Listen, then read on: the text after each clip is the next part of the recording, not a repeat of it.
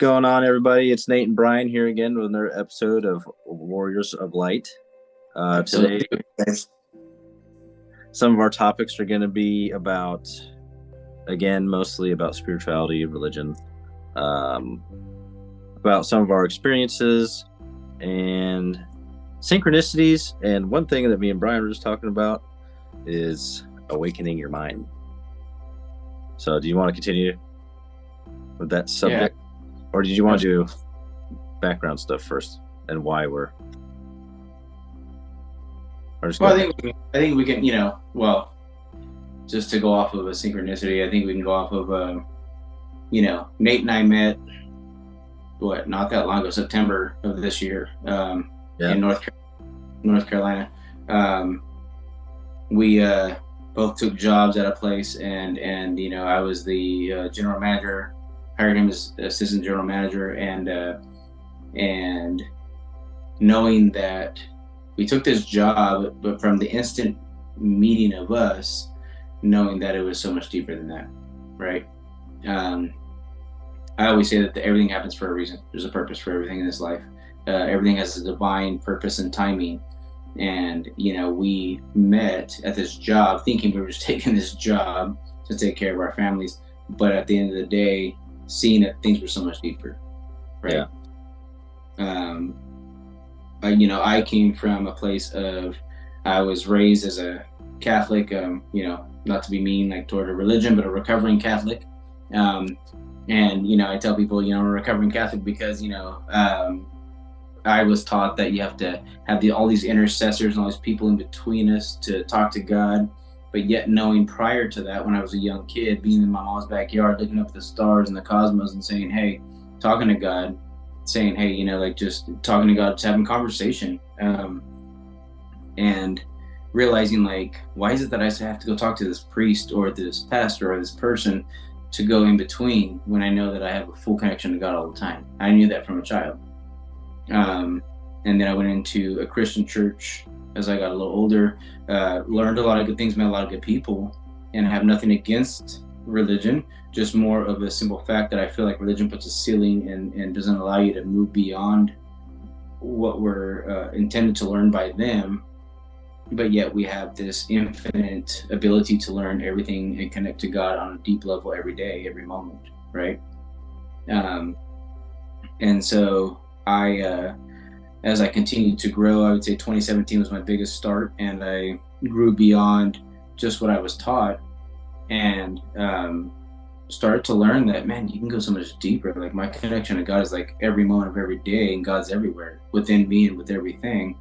And so I constantly will be talking to God. I still do every moment of every day. And I really feel like we're being divinely guided every moment.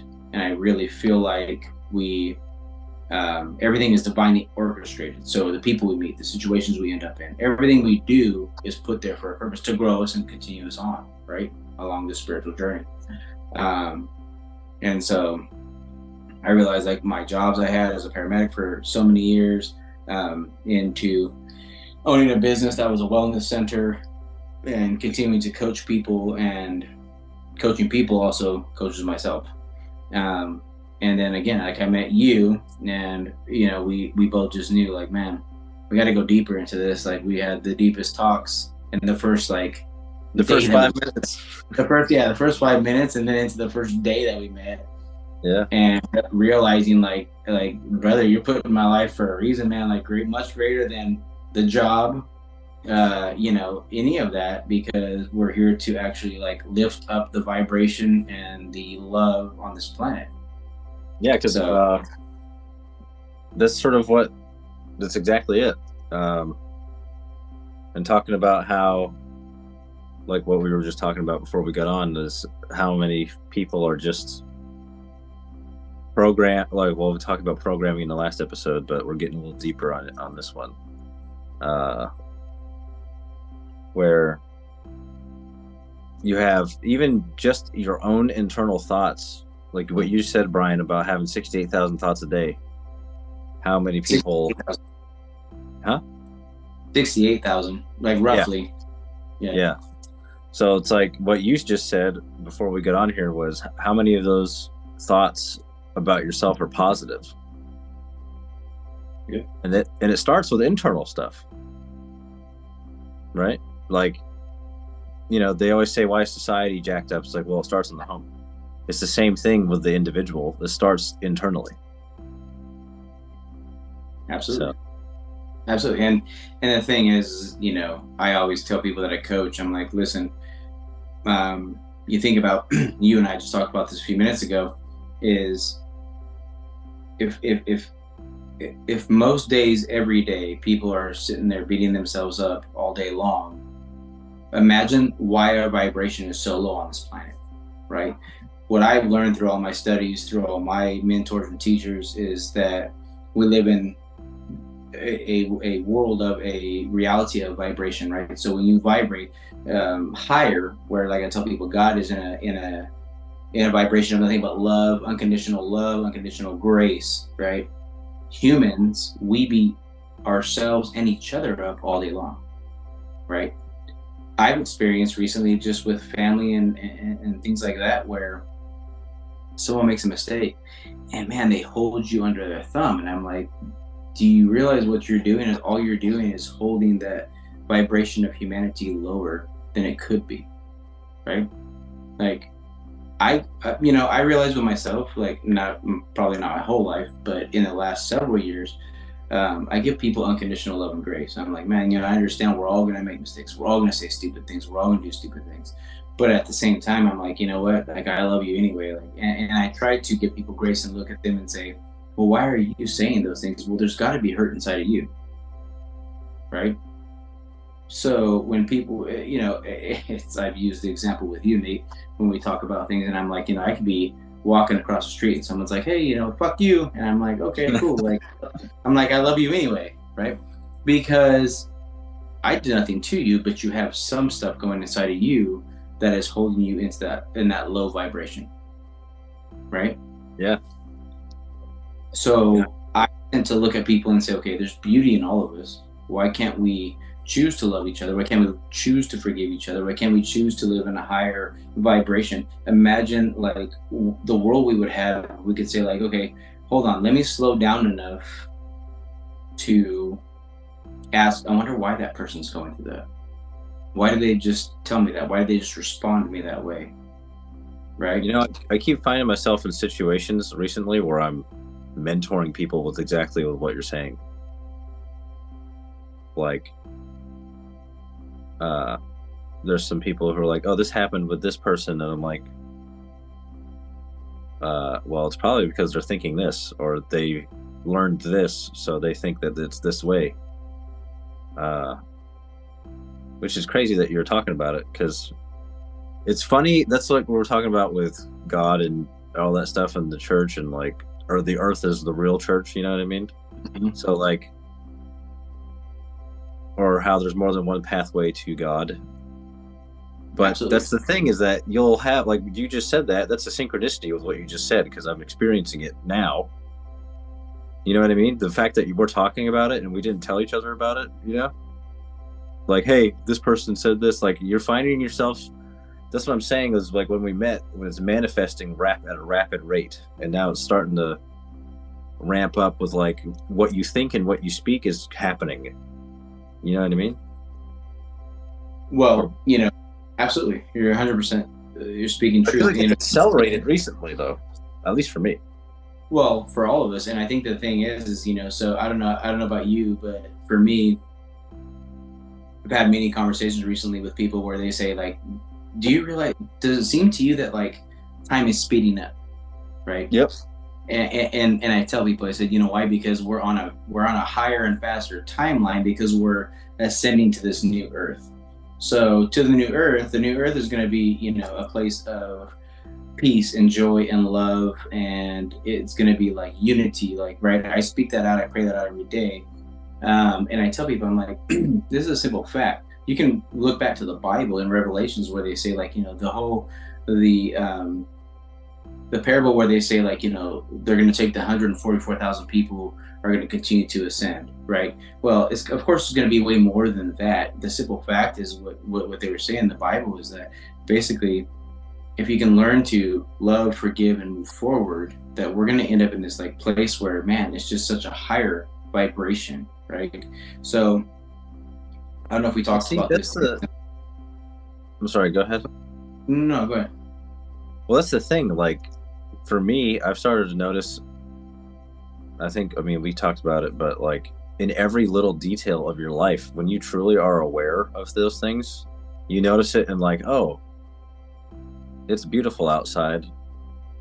Be like now I've got to the point where I can almost tell what kind of day it's going to be with just like how things are, even though there's no one else around. You know, I don't know. It's like a sense. Absolutely. So Absolutely. like what you're talking about, what I mean is like it's a lot of people like we use it in vague detail in vague stories sometimes where it's like, oh, this boat flipped over in the ocean, but everyone didn't die, you know? Yeah. But like no one real stops to be in the moment and realize like what's happening right now. Yeah. You know what I mean? Yeah. Yeah. But And then that's when you realize it's in everything.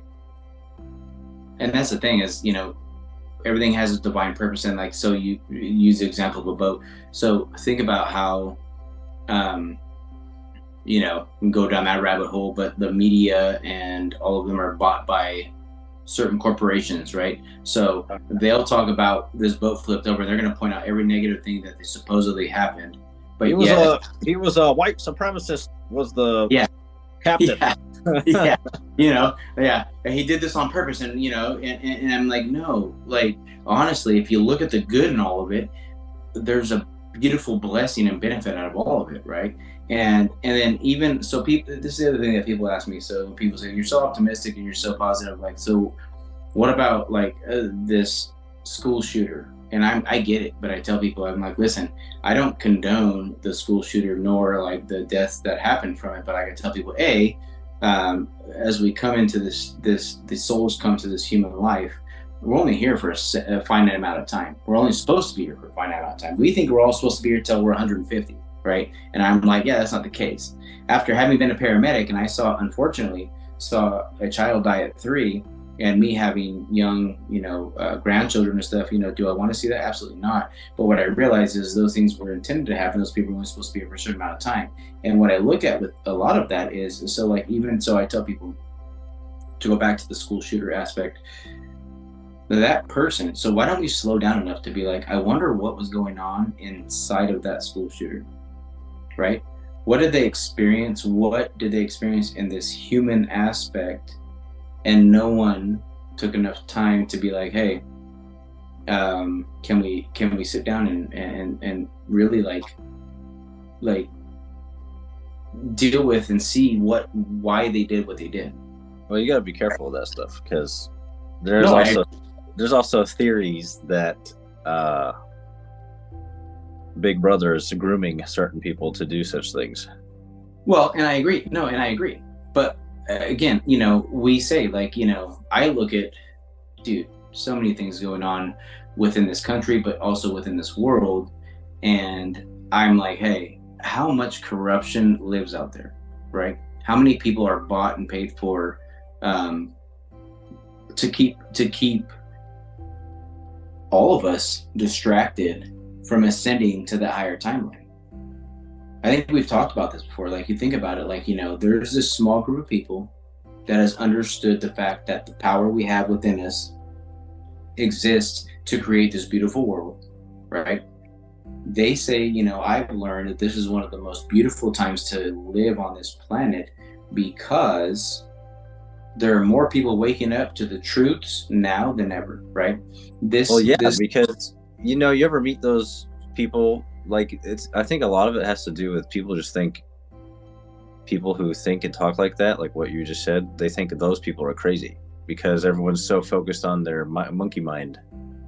Of course, because everyone else, like you and me, we sound crazy to probably people. Which is okay. Yeah, and I'm okay with that. And the reason is, so what really brought a lot of things to light was, which again, everything happens for a reason, man. And so 2020, the whole COVID, which I say it's, bunch of bullshit, sorry, but it is, all came up, right? And I tell people, like, they did that to distract you, but yet that was used to bring everything to light and to truth. And what happened is we started to see, like, through most people's bullshit, our government, our, these entities that are like our health, agencies and all this shit. And like I tell people, like, I was a paramedic for years, man. And I used to tell patients for years, I'm like, stop taking all these meds, they're poison. Stop listening to Big Pharma. Big Pharma is completely full of bullshit. And, I tell people, I'm like, listen, like, you have to understand, they want you distracted because once you know, or once we know as a collective, that we have all this power, we can come together and create an earth of beauty and love and connection and unity. That takes away from their businesses, right? So this country, hey, you're a military veteran. You were there for 11 years. My son was in the military for 5 years. And I tell people, I'm like, listen, they lied to all of us and say, like, hey, let's go stand up for the country. I'm telling you right now, they don't give a shit about any of us. The majority of them. I'm not saying all of them, because I do believe there are people within the governmental systems that do care, but I think that the majority don't, because they have all this, like, this monopoly on, it's all a business, right? It's like I tell people, the war machine, like, let's go to war, let's make money, let's do all these things. Or Big Pharma. Big Pharma is the one that basically controls most of these entities, right? Yeah. And so I look at it and I'm like, hey, like, why would we support these entities and these people and these things that are not truly trying to help us? Having been in the medical field, in the medical industry, and going deep into it, dude, I literally have always been an advocate for, like, holistic, natural healing, right? Yeah, same. Yeah, when I was a paramedic, I mean, I didn't even understand what I understand now. And I remember always telling, like, patients that I would pick up, I'm like, hey, you're on like 15 medications. Do you understand that if you just did X, Y, and Z to naturally be healthy, mind, body, and soul, you wouldn't need any of these things? And so many patients would be like, oh, well, I never thought about it. I didn't know. I was told this, I was told that. I was like, yeah, because you were conditioned to believe it. Dude, fucking half the side effects of the medication is worse than what you already got. No shit. I know. Like, when I get out, that's another thing. You're talking about the military. So, like, dude, I got out and they gave me meds for, like, anxiety and shit. Of course they did. No, because it's like, but that's the solution to the problem. It's like, oh, well, we're just going to have you take these meds that are just going to mask everything, but you're not going to actually ever deal with your stuff. So you're just going to be on drugs the rest of your life and die. Like, so, but like, this is the danger, though, is that other veterans have talked about this on podcasts before, where, and this could be maybe reading into it, I don't know, whatever you think, but let me put it this way. You have a group of people, right, who are trained in certain things. There are certain people who are trained to, like, be able to dismantle an entire country if we really wanted to, right? If people, like, banded together and we were organized, then we could. It's a reality. Absolutely. But I think there's two, the not so negative side of me says, oh, it's just a solution to the problem that they can handle on a wide thing, but it's not good enough, but it's what we got. So they're doing the best that they can, right, with the medicine. However, the darker side of me is like, no, they just want a whole generation of people who've been fighting for 20 years to not fight when it's time to actually, like, fight back against all the bullshit that we've been pushing for generations. Of course. So what do you think they're doing? They're trying to dumb people down. Oh, right? Yeah. Fuck yeah, dude. They're trying to dumb people down. If they keep you intoxicated on poisons, dude, I mean, what do they have to worry about? Like, because you're never going to be able to do anything to go against what they don't want you to go against, right? And here's the thing, right? So now I got to worry about, as a veteran, like red flag laws and all this other stuff, because, what I mean, I live in a veteran community anyway, so that's not gonna happen. But like, you get people brainwashed enough to be like, oh, everyone thinks that every single veteran has PTSD. Everyone thinks that every veteran is kicking indoors, shooting people. Like, everyone thinks that if you're in the military, you automatically saw combat like your first day.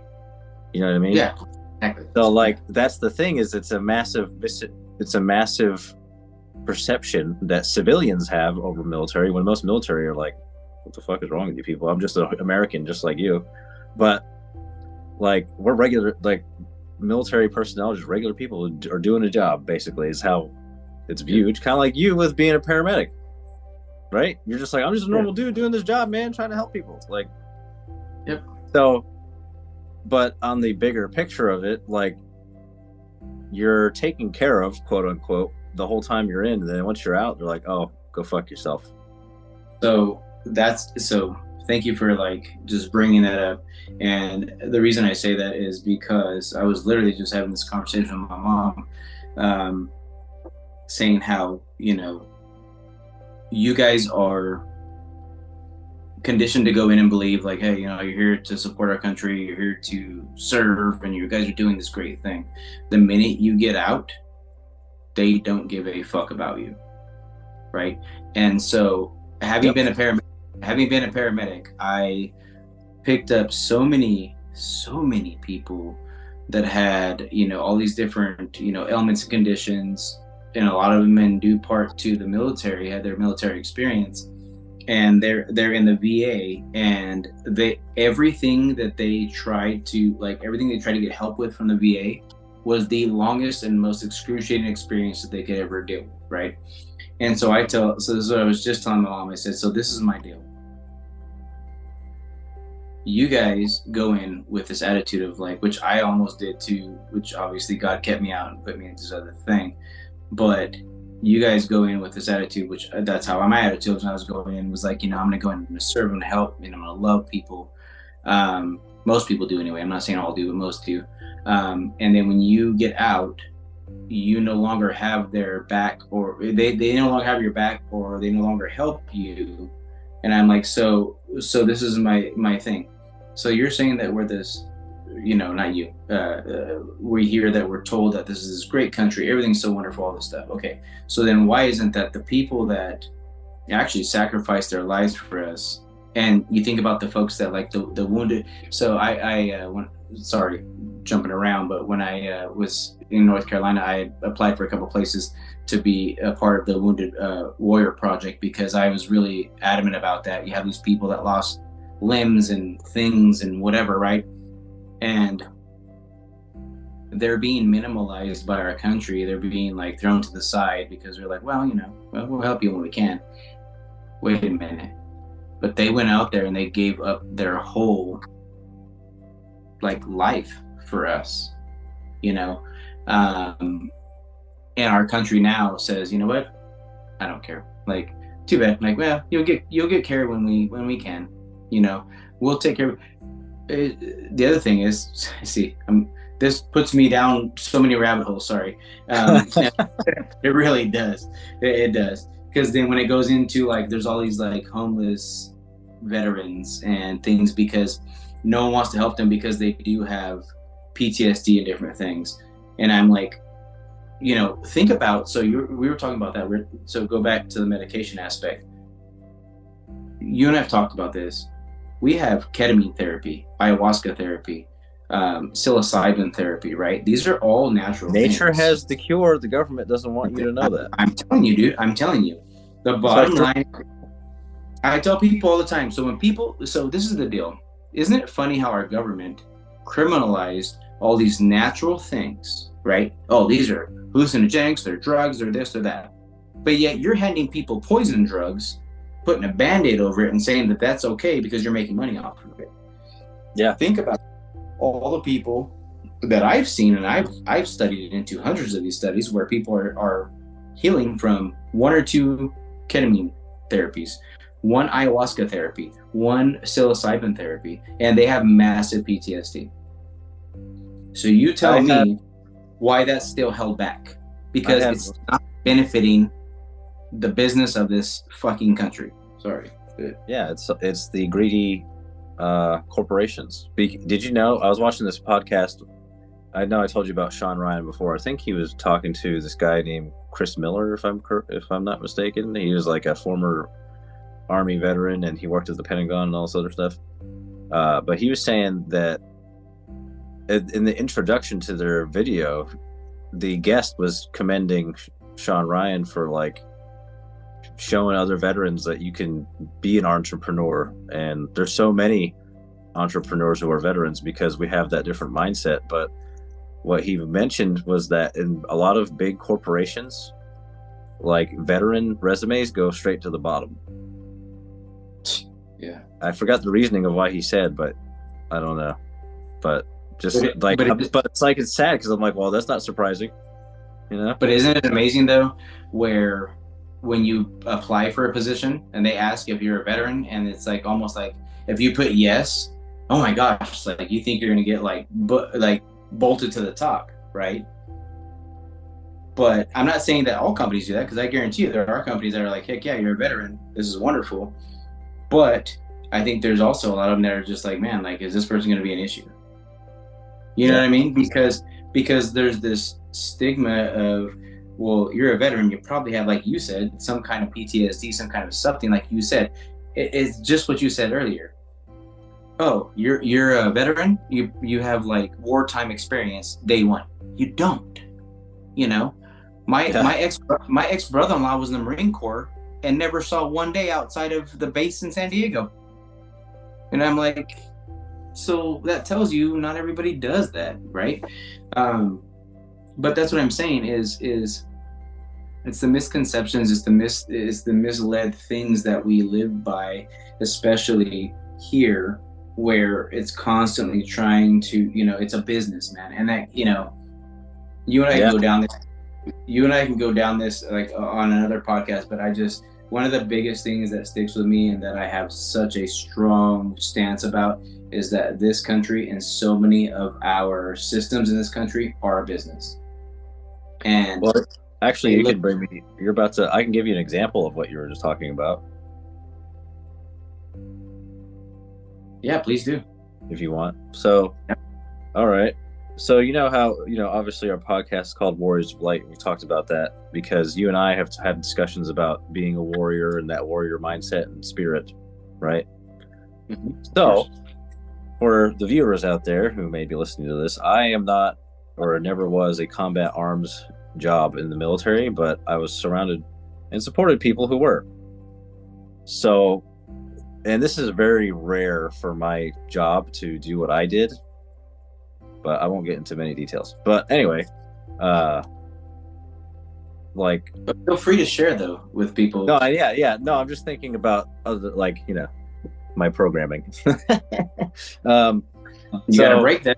You know that. No. So a part of my job was to go out to these outposts and fix. I was basically a glorified repairman, but I would go out and I'd be out for a month or two at a time. We're going from one outpost to the other. And you're out in the middle of Afghanistan, fucking in the middle of nowhere, at this little outpost where everyone can see you, by the way, because you're in a valley, you're surrounded by mountains. And I'm like, why are all of our outposts at the bottom of fucking mountains? Right. Anyway, but I would come back, because you're talking about business and money, right? So this is what fucked me up when I was deployed. So my main base was Kandahar Airfield in CAF, right? That's where I was. But on CAF, when I rolled into Afghanistan, I was like, what the fuck? How much money did we spend here, dude? So I was in CAF, and they got a TGI Fridays. They got all these shops. They called it the Boardwalk, dude. We had been there for so long, we set up a little outside shopping mall on this camp. And I'm like, what I was getting back to of when I would go out to outposts and stuff is when I would come back, dude. And I was a specialist at this time, but there was only 3 people there from my unit. So if we weren't working, sometimes we would walk around in civilian clothes and have a pistol, or I have our pistols on our side, or fucking sometimes I'll just wear my uniform, and they'd be like, all these fucking people walking around with M4s unloaded on a military base in Afghanistan. I'm like, what the fuck? And they're like, how'd you get a pistol? You're a specialist. And I'm like, it's issued to me. But they were like walking around like they weren't even in a war zone. They were fucking at a shopping mall, like nonchalantly, like la la la la la, fucking. And I'm like, man, I just spent a month living out of a fucking storage container, fucking living with infantry dudes and shit, and you're fucking out here buying you a fucking milkshake, you know? And they're like oblivious to like everything, like the whole reason why you're there. I'm like, what the fuck is going on? Isn't it amazing? I mean, but that's the thing, the business. Like there was so much money. And I'm like, what the fuck are we doing here?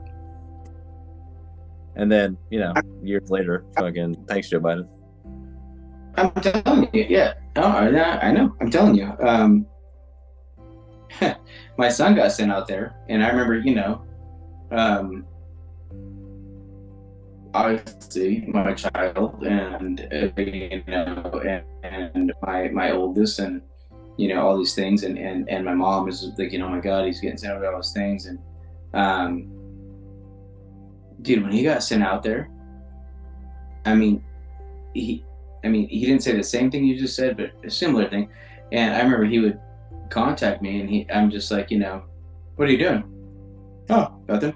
Just worked out and hung out, went and ate, and you know, whatever. And I'm like, oh, sounds like you're really fucking having a hard time. And he would just laugh. He's like, yeah, no shit. And I'm like, and it's like you just said that, like a TJ, dude. I'm sorry. Tell me that's not a fucking business. Yeah, that's what I'm saying, dude. Like how many? That was a common. So we were there for so long. It was a common thing for people in my job to be like, "Oh, I'll just get out and go fucking do it as a contractor, and make buku money, and still be deployed to Afghanistan, but make a lot of money." No shit. Yep, no shit. And think about that. Like I said, I will not industry. Yeah, I will not say that there is not obviously people that go out there and deal with some really heinous shit, because I know they do. They're heinous shit. But my thing is how many people don't, right? And how much is it a business? And then you and I've had this conversation, and I don't know that we brought this up on the last podcast, and I have no problem bringing things up because, again, they can censor me all they want. I don't give a fuck them. But we have our soldiers out there guarding poppy fields because they are creating fucking drugs out there to sell to the U.S. So you're hiring our troops to go guard fields that are there to sell drugs, right? I mean, to make money. So, dude, all these people are in the midst of a business. And I'm like, okay. And you go back to what we are, warriors of light. Spiritually, how does that help anybody or anything in this life? Well, stand by, because I have a theory that I got from, and this is going to be the thing that gets us canceled, but I got a theory from Alex Jones, and it makes a lot of sense, actually. And it's not just Alex. It's not just Alex Jones, though. Just real quick, we'll come back if we get canceled. That's all right. I'm not worried about it. Oh, so no, but it's not just Alex Jones, though. So, because I've heard multiple people who have been on prominent podcasts like Sean Ryan and Joe Rogan. So Alex Jones was on Joe Rogan. This other guy was on Sean Ryan, but they were both talking about a black government where it's so deep that there are people like what you were just talking about. Like there'll be people in like a federal organization that are like, oh, fucking America, love my people, want to support my people. You know, because it's not about the country. It's not about the government. You're there to serve your own people. That's the mindset, you know, or should be the mindset. Which I get that, and it should be. But what they were talking about is that within each organization, there's these people. It's because of the way security clearances and stuff work. It's like there's levels beyond the top secret that like you will never know, and it's the black government where it's like, oh, fucking, so basically what it's doing, and that's where they went into everything from like no one will know that they're doing something fucked up because of information, but they'll be doing this orders because they're ordered to do it, and they don't even know what's going on. They're just like, okay, I got to do this because this is my job, but they don't know all the information about it. And then how like there's a whole like it went into even the UFO stuff, which is where I got the information from. Actually, was that podcast was that we've built our own UFOs, and there's a whole black government, and they're worried that a black government elitist type organization could stage a fake UFO invasion on Earth, which has been literally pointed out recently. I mean, in the last couple of years, right? Yeah, but that's what I'm saying. Like, a lot of people, there's more good people than bad, but I know there's. We only get shown the bad. You know what I mean? Dr. Stephen Greer, and I'll put his name out there because he's really out there. Yes, that's what I'm talking about. He speaks it out, and that's what I was just talking about. Yeah. Yeah, I 100% agree with you, and that's the thing is just what you just said, dude. There's so many better people in this world. So this is what I tell people. When you're watching, this is why I haven't watched the news in years. I don't watch the bullshit. I don't do it. I don't give a shit about it. I can't stand the news. I can't stand it. Every time my wife puts it on, I'm like, why are you watching this? I tell people news, negative, worthless stimulation, right? That's what it stands for. Yeah.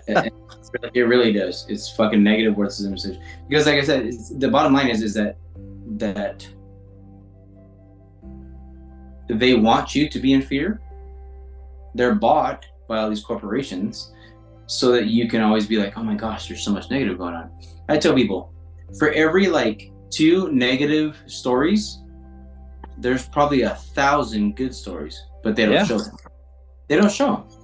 And that's exactly what you just said. And that's what I tell people all the time. I'm like, do you know how many good things are going on in this world? Do you know how many people are out there helping each other? Like with it could be according to us, the most minor thing, but it's such a great deal. There's so many good things going on, so much good happening, and people, these corporations are like, no, they want you to live in fear. So again, what did I say? It comes down to vibration.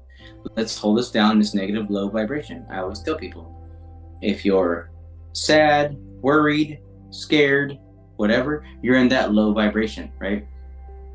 People are now starting to, that's why I say this is a new exciting earth, because now we're starting to wake up to the truth. The veil's being lifted, and there's so many more people starting to realize, wait a minute, like there's so much good in this planet. Let's just start being happy, healthy, wealthy, free, and living in this happy place. And I tell people, so why don't we all start just connecting to that? Like, and the minute we do, dude, it's like I've told you that before, and I use this analogy all the time. I say, Rome wasn't built in a day, and it wasn't crumbled in a day. Same thing is going on right now in our country, right? Yep. People are like, man, why is this country falling apart? Well, because it was built off of negativity and greed, just like Rome was. So we were built on it, now we're crumbling. It's the same thing.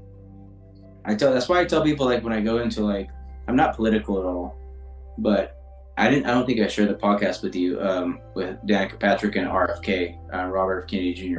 And he started telling all the stories about like his, like JFK and his dad and all these people. And he goes, the minute they started to like bring truth to the public, what happened to them? They were executed. Yeah. Right. MLK. Hey, let me bring some truth. Let's bring some love. You're executed. I mean, anybody that's ever tried to do anything good is executed, right? But on top of that, though, the one thing I always point out is I tell people, look at this, though. Look at all the dictators, the people that always wanted to live off of negativity. You go from Hitler to Saddam Hussein to Osama bin Laden. What happened? The same shit they were giving out was the same karma they got back. I tell people, what you give out, is the way you're gonna freaking get it back, right? So you give out all the negativity and violence, it's gonna come back to you. Eventually, it will. So this country is crumbling to be rebuilt to be so much better. You know, I'm not political. All I'm saying is I tell people is I want the person that's going to say, hey, I want the best for all of us. That's it. Right? And I'm so tired. You know, I tell people all the time, I was like, you know, why are we so divided? Oh, you need to be a Republican, you need to be Democrat, you need to be black or white or gay or straight or whatever. I'm like, who cares? If we're all just working together, what does it matter? What does it matter? Right? But what do they use? They use everything they possibly can to hold us down. Well, yeah, because if we are united, then they have no power. They'd have nothing. Well, that's what I'm saying, and that's why. Why do you think they're right now? They're grasping for straws because there's more people than ever. That's why they say, and I've heard this for years in my spiritual studies, is that they say is that, you know, we are coming to a place that's never existed on this planet where we are vibing higher than ever. We're becoming to a place of more love than ever. People are more awake than ever. And so this is a great time to be alive. But like I tell people, the darkness, I said, you know, that's the birthing. So the example I use is the birthing pains. I go, we're going through the birthing pains. We're going through all of the, you know, the muck and the dark, right? We're going through the placenta, you know, and then all of a sudden, you know, and then all of a sudden we're going to come out to this beautiful, like, hey, here we are to this birth. Well, think about. Sorry, I didn't mean to interrupt you. No, you're fine. It's just an example I give. No, you just made me think about when you said we're at a higher vibrational point than ever before. Like, think about that. Makes me think about when there were 2 world wars fought less than 100 years apart. Yep. Like less than 30 years apart, actually. It was like about 25-ish, 24 by the time the U.S. got involved, or whenever that was. I know it started in 39, but we didn't get involved. We didn't want any involvement in either one of the world wars. Did you know that? Well, I heard that, and I also heard that, you know, it was but for a better word, it's the war machine, right? But that's what I'm saying. That's what I'm trying to say is not just on a war machine type level, but I think as a species, because we're not a race, we're a species. Like, we're fucking all human. There's no such thing as race. We're one race, the human race. You know what I mean? So like, but I feel like we had to fight. Like, we have these wars to kind of like, one, yeah, there's a manipulation aspect to it, but 2, I think maybe if you look at it from a spiritual level, it's like we needed to see that ugliness of our nature, because you know how you need light and dark, right? You can't have one without the other. So like people value life more through going through those types of experiences. Like, oh fuck, like my husband died in a war, we lost our house, it blown up, like, you know what I mean? Am I making sense? No, absolutely. Because no, 100%. And the reason is because why there's duality, right? We live in a world of duality. Like, you can go back to like Buddhism. There's like, you know, there's yin and yang, right? There's dark and light. I tell people all the time, I'm like, you know, when I talk to people about like who we are, we all have a good and a bad wolf inside of us, right? Which one do you want to feed more? But you also have to understand that you have both inside of you. And you have to accept. I mean, I gotta spend $60 in dog food now. Goddamn, right? But I'm saying, that one though. Yeah. But you do have to accept both sides of you and accept both sides of all of us. And like, you know, like you just said, the one thing I say is, if you didn't know what you didn't want, how would you know what you want? And it's life. Yeah. Right. I mean, so going back to, I guess, my logic behind what I was saying is that when you think about it, after every long period of war, people start to like wake up a little more. Of course. So for example, First World War, everyone's like, all right, let's just stop fucking around. But then after World War II, then you had Korea and Vietnam. And then around that era is when, that's when people are like, dude, what the fuck the government, blah blah, you know what I mean? Mm-hmm. And then now, fast forward to today, after 20 years of war, 20 years, actually 20 plus years of war, back to back between different places in the Middle East. And now people are like, dude, fuck this shit. Like, can we just, like, everyone's tired of war. Let's just stop. We don't need it. Like, Well, the whole thing with Ukraine, like, we should not be involved in that at all. But yeah. I just watched a podcast, another podcast, and got some other information on that whole thing. Is I'm not backing any country. What I'm saying is so I guess prior to the Ukraine war, Russia had already like offered something great on the table to us and to everybody to avoid that war, right? That was not shown to anybody.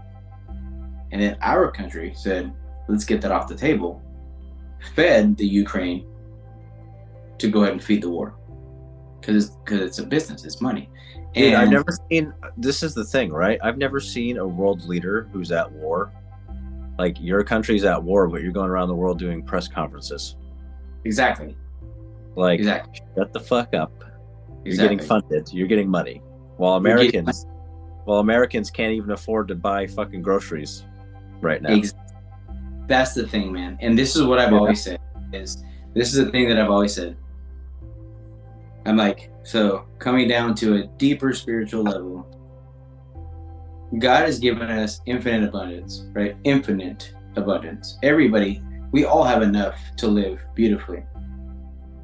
Yeah. Why are we struggling to live? Why are we the only species that pays to live, right? Why are we the only species that struggles to live? It makes no sense to me at all. I'm like, we should all be here living happily and abundantly, helping each other out, figuring things out. But we've been taught that that's not the way to live, right? Again, so I tell people from the beginning of everything, your belief system has to change. We've been duped into agreeing to these bullshit systems that we've been given. Why are we doing that? Why are we doing it? So when we all start to come together and say, you know what? I no longer agree with that. Like, this is bullshit. Why am I living this way? Why can't we all just help each other? Why can't we all just live well? Watch how shit will change, right? Because I tell people, that little group of greed, dude, they're gonna fucking fade. They're gonna fucking fade. Yeah. By time. So we have to wake up to the truth. And I think that, more people are now than ever, but we have to continue to, just like, that's why you and I said we were doing this podcast, right? To be as much light as, that's why it's Warriors of Light. Like, we have the warrior in us, like, we're going to defend our families, our friends, and our people. But I'd rather just like you and I have talked about, share the light to as many people as possible, and take away like all the bullshit from all the people that are trying to just, that little collective group that, like Pinky in the Brain, like a damn cartoon, that things are going to run the world. Well, that's the thing. Like, people, the way we can get to a point where everyone isn't so fearful is by realizing that, as corny as this is going to sound, is that God is around us all the time. And I know I said this on the last podcast too. Like, that's what I was saying earlier, what you were talking about, like, when you realize it's in everything, and by God's I mean the divine, the universe, God is in everything. Everything. Yep. So, like, today I get back because I had today off, so I went to the store, and on my truck I have over 100,000 miles, right? But today I got home and the mileage read 100828, which 828 is a synchronicity I've been seeing a lot of. And what you and I are talking about, and that 828 means like abundance and stuff like that. But that's what I'm saying. Like, people aren't cognizant enough to pay attention to stuff like that. Most people don't even look at their odometer or the numbers on billboards or license plates, or they're just like, oh, they don't know what it means, So, or even like me and my wife have been watching something and we'll pause it and it'll be an angel number. Yeah. Because we have a habit of getting into conversations kind of like what you and I are doing right now. And then we'll pause whatever we're watching and it'll be like, oh, paused at something 111. And it's like, see, we were meant to talk about this. Absolutely. So there's a lot of people that you don't know it until you're awake to it. And I think that if more people realized that concept, then the world would be a better place. But that's the thing, though, is so that's why there's people like us, and we've been directed, whether we think so or not, we've been directed and divinely guided to connect and share these things, right? The only reason people don't know is because they weren't shown that. I think about myself. I didn't start my deepest spiritual journey till early 2017, and little by little, I was like spoon fed these little things over the years, and God was showing me like, hey, like this makes sense. This is a synchronicity. This is why you're doing this. This is what you're supposed to understand. This is what you're supposed to learn. This is, all these things. And like I tell people, like, so that's why, like, they say the old adage that I always follow and I love is when the student's ready, the teacher will appear. And I tell people, like, so the more you open your heart and you open your mind, those things start to show up, right? Yeah. And so all of a sudden people will start to find podcasts like ours, podcasts like others that have similar topics. Yeah, that's exactly right. Because I even kind of circling back a little to what we're talking about how powerful your thoughts and your words are. I've had that conversation with my daughter earlier today. She wakes up and she's miserable every day, and I'm like, why? It's because you're automatically going to negatives the moment you open your eyes. Yep. And I'm like, it takes practice, but you need to start saying what you're thankful for rather than everything that's wrong in your life. Because if you look for everything that's wrong in your life, you're just going to keep finding things to add to the list. Well, and that goes back to the world of mentalism, right? Like you figure out, like, we are living in a world of mentalism. Like, so like what you think and what you speak and what you focus your energy on is what you get, right? So like I tell people, like you just said, your daughter wakes up, she's negative. Dude, do you know how many people wake up every day replaying the negative things in their lives all day long? Oh yeah, like, I'm guilty of it too. I have to work on it still. Me too. I tell people all the time. People think it's just like a cure, but no, you have to. It's a work. You got to do it every day. And that's why when people say, or I believe anyway, when people say, like, when you have these like motivational speakers and whatever saying like, hey, you got to do the work. I believe that the work is changing your mindset, changing. Yeah, it's all internal.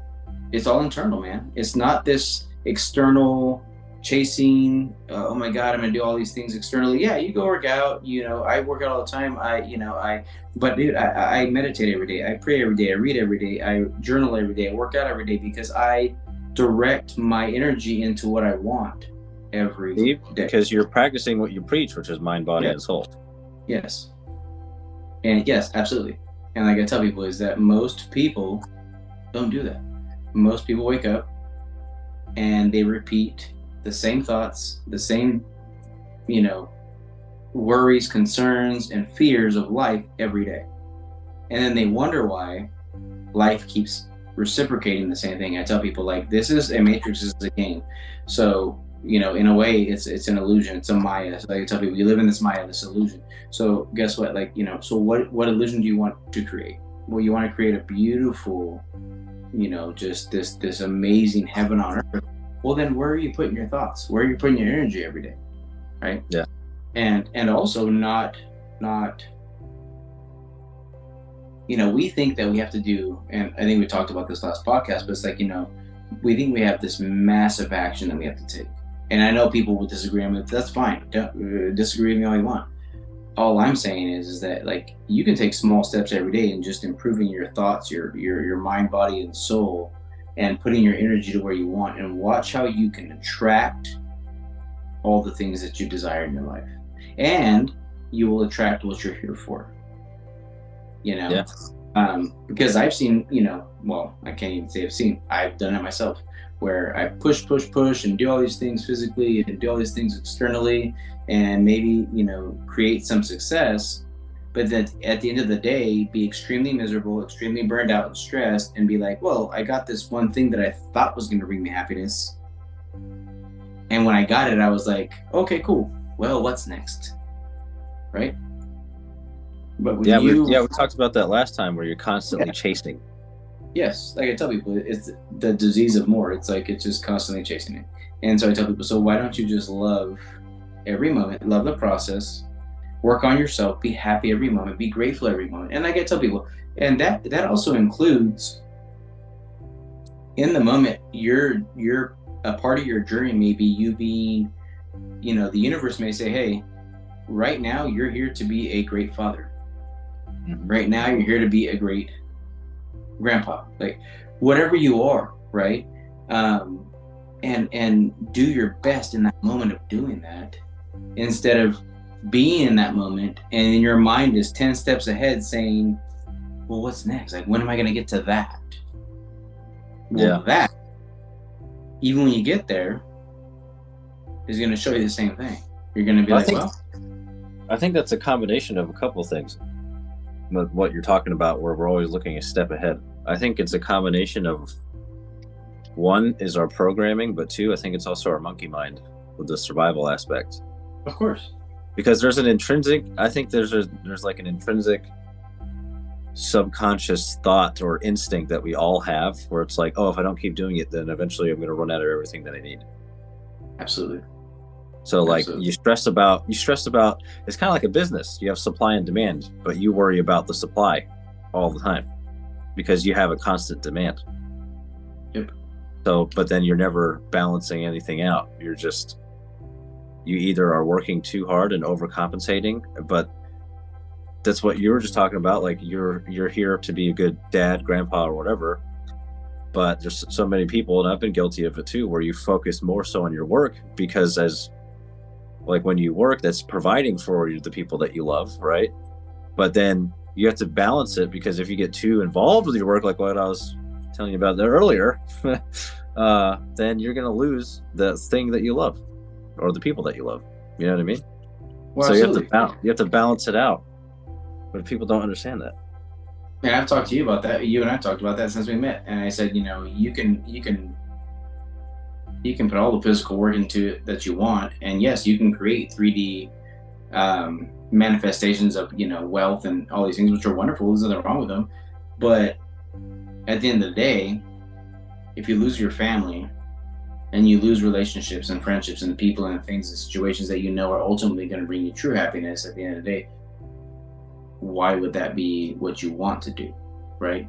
I mean, there are repetitive stories over all God knows how many years, whether it be us business people or it be artists or whoever, that they do all these things, they become super famous, super wealthy, and then they're sitting there all day doing cocaine and drinking, and because they're miserable because they lost everything else that was truly important to them. And this is what I tell people. So I say, I never talk negative about the material abundance because I think it's a wonderful thing, but ultimately, like, again, like you just said, I've always spoke this out, and I always speak this out, that there's a balance to everything you do in this life. Yeah. Like, and I was just gonna say quickly, I hear some, and I'm not putting them down, but I hear some motivational speakers that are just like, hey, grind all day, do this, do that. And I'm like, I've never, ever fallen into that trap, because I'm like, I guarantee you, like, at the end of the day, you're not happy. Oh, yeah. Like, you lost everything else. You made material success, great, but you're miserable. Yeah, that's like, I think that's sort of where the programming comes in, is that, like, we talked about this, I think, last time, like, our title is more important than fucking real life, like, oh, I'm a doctor or whatever, right? But like, for me, when I got out of the army, I was like, what the fuck? is life now. You know what I mean? So, Well, but because you were leaving off of ego, because your ego said this is who Nate is, right? yeah, yeah, But yet your yeah, spirit is who you are. Your spirit is who you are. But our ego tells us, Nate, you're a such and such in the military, yeah. So, but right? that was the example I was going to give about what you were talking about with, um, like what really matters or purpose. Like it ties into life purpose. Like for me, dude, but the last job I had, I was fucking working out of my truck all the time, and I was going through this deep, deep, deep self discovery, I guess you could say, and I had like this epiphany of like, oh shit, that's what it's about. Like it's obvious because it was right in front of me, but I was like, because I had many, because I told you about how my wife does readings and stuff, and we had deep conversations about it. And she's like, well, she was like, you were a soldier since you were 18 years old. So it's going to be hard. It's not something you're going to get over overnight because that's who you were for 11 and a half years. Right. That's been your whole adult life. That's been like your purpose and you had your own motivations, but now life is different. But then basically what I'm saying is that I remember sitting in my truck in a fucking Walmart parking lot, like thinking about all this shit, like where do I belong anymore? Like blah blah blah blah blah. While I'm doing my stupid job that I had, and and then I had that epiphany where I was like, oh shit, my purpose is my wife and kids, bro. Like it's right in front of me. But you don't see what's right in front of you all the time. You get. I was so focused on the negative of like I'm worthless now because I developed my life, like you said, around the ego, which fed the monkey mind. Like, oh, I'm this. But then I realized our true life purpose isn't what we do to make money. No, our true life purpose is what we do to help each other and to love each other. Absolutely. But I had to go through that journey of like, what the fuck am I doing? To just one day having the light bulb go off. And that's a beautiful thing that you saw that, because I can speak from a truth from me, is that it took me a long time to figure that out, because I had kids from young, and relationships were always one of my struggles, but it was always because it didn't matter what I quote unquote achieved, it was never enough, right? Yeah. I was in EMS from young. I thought I was like, oh, I'm saving lives. Oh, and the ego's like, oh, you're doing great. But it wasn't enough. And then I was like, I'm a SWAT medic. Oh, it's not enough. And it was never enough. It really wasn't. I was always looking for the next best thing. And then on top of that, I can say this openly just to be vulnerable, in relationships, like I would have a great person in my life and I would be like, well, I can get better. I can do better. You know what I mean? Yeah. So that's why, as I learned and I grew, that whole concept of the disease of more, like I lived that personally, like where I was like, it's never enough. And it took me many years and many trials of that to figure out, wait a minute, like you were not being grateful enough. You were not looking at a situation and saying, hey, like this wasn't a bad situation. Like you were here for this purpose.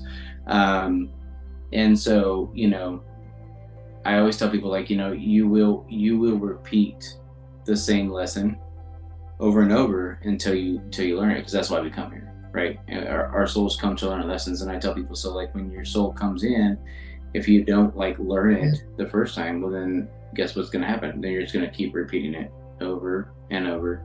And that's literally what I had to do. And now it's like, I look at it like in hindsight and I'm like, geez, jackass, like you were missing all the lessons you were supposed to be learning. It took you all these times. But like I tell you, this last divorce that I went through, this last situation I went through, really taught me everything. It taught me like, hey, like, all the truths, gave me many epiphanies, and I'm so grateful for it, because I'm truly at a place now in life where I am very grateful for every moment. I learn how to live in every moment. I learned that every moment is there for a reason. And I also have learned that I'm also everywhere I'm at is right where I'm supposed to be in a divine time. Yeah. You know what I'm saying? So I'm being divinely guided every moment. That's a good and point, because I appreciate it. So yeah, that's a good point, because that's also kind of what I mean when I say it's in everything. Like when you slow down enough and you're in the exact moment that you're in, that's when you find the meaning and beauty of life. yes, You know what I mean? It's absolutely. like just like standing in a room and you're like, okay, shut my brain off for a second and just observe, and like shut off your monkey mind for a little, you know? Look at the beauty around you, right? Yeah. I mean, there's so much blessing and beauty around us all the time. And I tell people, a simple practice you can use is like sit down each day, could be the end of the day or whatever, grab a notebook, write a list of the things that you think that, you know, were not great, and then all the beautiful things you saw, all the blessings you saw. Yeah. And as I practiced that, and most people that I've asked to practice that, the sight of the beauty and the blessings is so much greater. And people are just like, oh my gosh, there's so many great things. And I'm like, that's what I'm trying to tell you. I'm like, so when you redirect your mind, like you say, the monkey mind, you start to realize like, holy shit, there's so much goodness, like every day, every moment, right? It could be simple things, and we think, especially I think in the comfort that we have in the Western world, like I have a comfortable bed to go lay in that's warm, right? Yeah. I have a heater I can turn on. I have fresh water I can drink. These things, and I tell people, I was like, but you can go to, because if you don't travel or you haven't traveled or whatever the case is, but you can go to like some other like rural country, and you see these people that are living in huts and doing these things, but then you see the kids outside kicking rocks around and they're having a great time. Yeah, dude, because we're not naturally supposed to be freaking crazy. Well, I mean, we are, but like we're just supposed to be material. Yeah, like we like you said, we're human beings. Well, we're supposed to be human beings, not human doings, and that's why I tell that. That's why I say that, right? Yeah, we think we're supposed to be human doings, do, and I'm like, you're just supposed to be. Or it's just like when you see kids specifically together, like playing, they don't give a fuck what your color of skin is, or like where you're from, or what you look like. Especially when they're really little, all that stuff is programmed and taught, like hatred and shit. Absolutely. Which is what I'm blessed with my grandparents who grew up in the 30s. They had that mindset of like, we're all the fucking same, bro. Which is very rare for that generation, I would say. It really is. And you know what's crazy is, like, for me, I think I told you this, is, I've always been told, like, man, like, you've always loved everybody. And I'm like, I always have. And I don't know why, but it came to me. And I would say my mom was like that. My dad was taught more, like, even though we were immigrants, but like my dad was kind of taught more like, I guess, like racial things. But I never took hold of those things. I loved everybody. I've always loved everybody. Well, these days, dude, the way I see it these days, man, like we're all mixed with fucking everything, dude. Well, like, no shit. How can you be racist? We're all the fucking same, bro. Like, shit. And that's why I used to tell people, like, you want to work for a diverse organization, go join the fucking military, buddy. Like, you'll work with everybody. Yeah. Like, well, I had this dude. My bigger thing is what you were just saying, what you said a little bit ago, is about like, us, like, when we're kids, is it took me back to, I always go back to these things where I look at, like, biblically, the Bible says, like, the people that will truly gain heaven are the people that have the hearts of children, right? Yeah.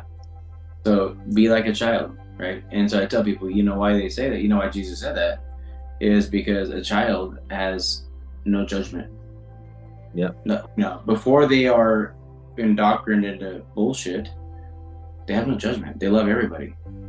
Like, they don't care who you are, what you like, doesn't matter. And so I tell people, so how simple is that? Like, how simple of an analogy is that? Like, just always have that childlike heart, right? Yeah, That man. is that's the most beautiful thing you could ever do. And and that's why I tell people, like, I don't know, man. Like, when I live life every day and I encounter people, and I share I share my heart, and people, oh, what about this? And I'm like, I don't argue with them. I'm like, that's, you've been indoctrinated. Like, that's your choice. You know, this is the way I look at life. And like I tell people, if you want to see a change in the world, then embody that change, right? Embody that change. Even when people come to you and say, hey, you're an idiot because you think like this. Hey, cool, no problem. I'd rather have my head in the clouds than my head in my ass. Like, that's all there is to it. Well, you think about it, all the problems we have now are from the older generation. Yeah.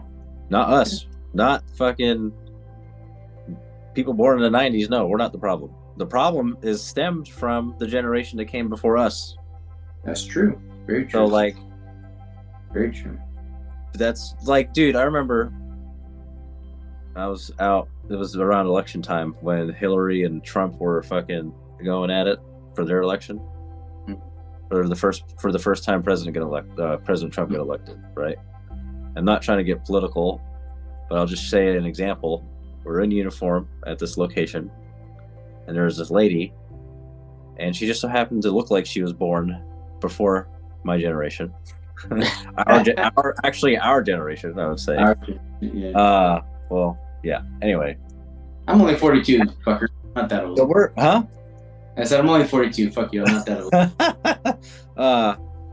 But no, I'm saying technically, but because of how they have the fucking years set up, whatever. Anyway, we're in uniform, and she's asking us, so what do you think about this candidate, or what do you think about this, or do you think this person's going to win, or what, blah, blah, blah. And we're in uniform. We're like, ma'am, we're not at liberty to discuss such matters. And she was like trying to push a little to see if we would like break. And we're like, no, ma'am, we can't discuss this in uniform. Because we had like walked out to get lunch or something, and they were doing fucking voter stuff right down the road, like where we were walking. And it's like, that's the thing, man. All this stuff, all the bullshit is from the generation that came before us. I know. So it's like, and that's absolute truth. Yeah. I said that's absolute truth. And I actually don't think I ever thought about it that way, but you're correct. And it's like, now we have to, it's kind of now we have to make up for the mistakes of people before us. Yeah. You know what's crazy though, and I'm not trying to blame anybody, but that is truth. And what's crazy is that they pointed at everybody else.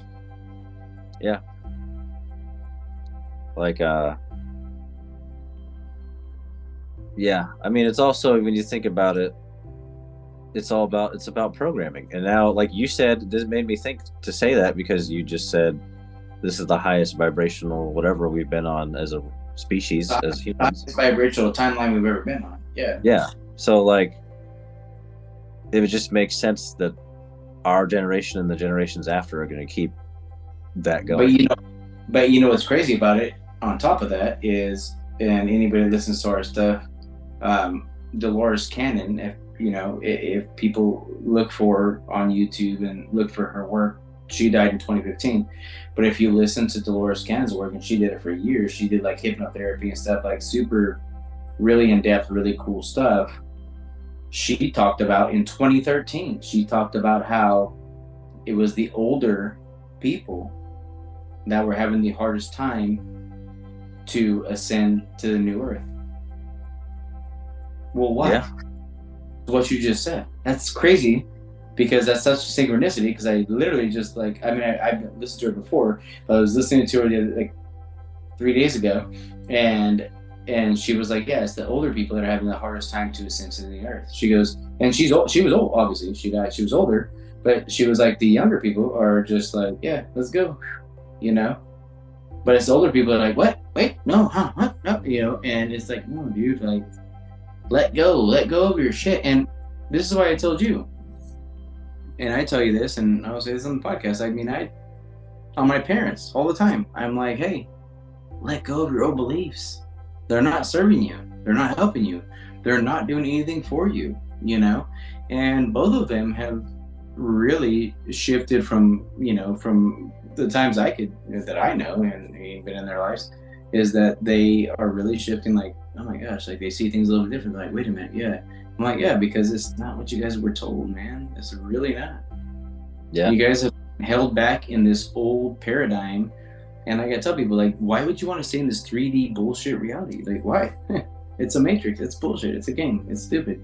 Like, dude, speaking of Matrix, you know, we talked about it last podcast and we talked about it separately, but like, I have experiences now where I'm like, are we really in a fucking Matrix, bro? Like today, I told you I went to the store, right? Can you hear me? Yeah, I know I can hear. I don't know if you told me that. Maybe you did. Oh no, just now on the podcast I did. I mentioned how I came home from the store and I had the angel number on the odometer. Yes. So, but another thing, on the way to the store, I swear to fucking God, for a split second, I saw a glitch. Like, I don't know if it was my eyes, but I'm like, I've like, you know how you close your eyes for like a half a second, not even like a millisecond when you blink, and you're like, it's normal. This was like almost like I blinked, but it was like a glitch in front of me in my windshield. I was like, what the fuck? It was very subtle, but I was like, what the fuck just happened? Because I don't even remember what I was thinking about. I do notice that when I think about divine stuff or pray or something like that, shit like that, that's the first time that's ever happened, but I'll see shit or hear shit, or like, for example, I'll come out, because I believe also in like spirit guides and animals and all that stuff, and they come to you through different symbolisms or symbolic traits or whatever. So one big thing for me is cardinal. So I'll come out and my kitchen window oversees my backyard, and I'll be thinking about stuff. I don't see them all the time, but it's usually whenever I'm thinking about something spiritual or praying or something, I'll go and I'll look out the window, and there's a cardinal like looking at me through the window, and it's like fucking off the porch, but it's looking at me, and I'm like, okay, hi, you know. Yep. But but some people hear that like, oh, that's witchcraft. Oh, you're crazy. Oh, rah, rah, rah. Hey, no, like, it doesn't matter. Like we're all everything is connected. Everything's connected. When I lived in North Carolina, I used to tell you all the time. I used to say, like, I had cardinals like all around me all the time. Now here, and I had it there, but bigger here. You know what's the biggest thing that's coming around me all the time? Is these massive monarch butterflies. Oh, yeah. Like I'm outside and I'm praying and I'm in the sun and I'm happy and I'm whatever. And then I just open my eyes and a massive monarch butterfly is just right by me. And I'm like, okay, I get it. Dude, butterflies and dragonflies are amazing spiritual signs. I know that. Hey, when I lived, so I haven't had them here much yet, but when I lived in North Carolina, I would have dude, I'd be on the highway. Yeah. And dragonflies would be hanging out in front of my car. And I remember like Anthony being me like, how are they keeping up with us? And I'm like, I don't know. I'm like, I don't even know why they're there. And you know, they leave and I'm like, dude, what the hell? But I told him, I was like, but those have meaning. I was like, you know, I don't know, man. Like they're just all there for a reason. It's crazy, dude. It's just so crazy. And then like hummingbirds are amazingly beautiful little beings and little spiritual beings. And around here, I'm out there like painting the other day in front of mom's, and I hear like I hear their chirp, and I look up and it's just floating in front of me, and I'm like, yeah, what do you want me to do? Like I have nothing for you to get nectar from. It's just crazy. Dude, you just reminded me. We're recording. Can we cut? Oh wait.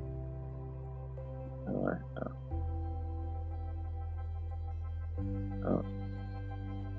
Well, don't cut off. Just stop recording. Hold on. Yeah, man, we talked about a lot. Yep. It was a good variety of information, right? Thoughts, and like I tell people, always. I think I always tell people like that I coach. I'm like, don't just listen to what I say. Like, look into it, and whatever sits well with your soul is exactly what you're supposed to be doing.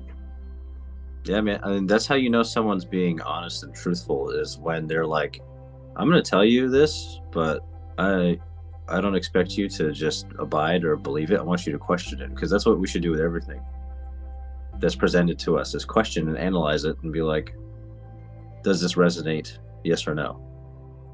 Absolutely. And that's how you find the truth. Absolutely. I think that we should always question what we learn.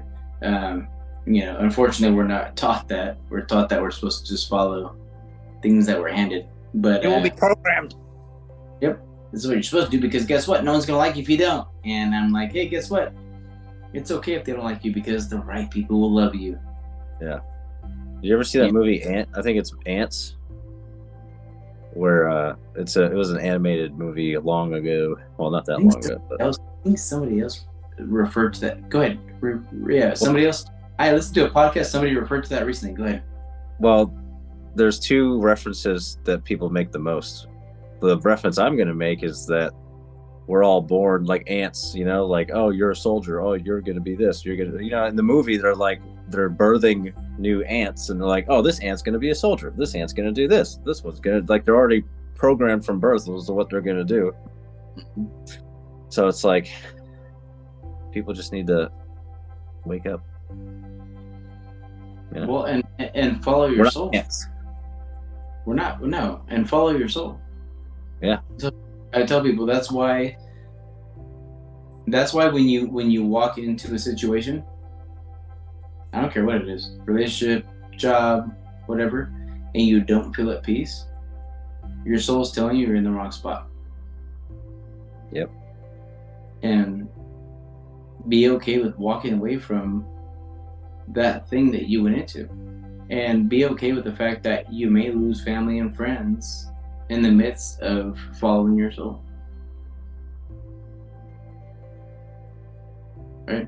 I mean, and I say that personally, because just to quickly go into that, when I started to learn more and more about like my soul, why I'm here, and like all these different things, people started to pull away from me, because I feel like when you are going toward your, I guess you can say, spiritual awakening, you become very alienated, because you know that, like, you don't know that in the moment, but I know that now, and I tell people it's because you're going right to where you're supposed to be. See, that's crazy, because that was actually something, I'll probably save it for our next episode, but I'll just hint, is that I've always been kind of an outsider in that respect. I see, like, ever since I was a kid, I could see things for what they are rather than what I'm being told. Yep. So, but I'll save that for the next episode. Yeah, and I will too. I can just say honestly that I always felt different than everyone, but I always accepted everyone. I just didn't know why I couldn't fit into any certain mold. So, never fit into the mold. Yes, sir. That's what we're here for. Breaking the mold. Yeah, absolutely. 110%, man. Well, I appreciate this episode of, episode 2 of Words of Light, and thank you, Nate, for your time. I appreciate it. Yeah, thanks, Brian. Thank you to all our listeners out there. Make sure you like, subscribe, and share. And we'll Yep. catch you in the next one. We appreciate it, guys. Love you guys. Love you. All right.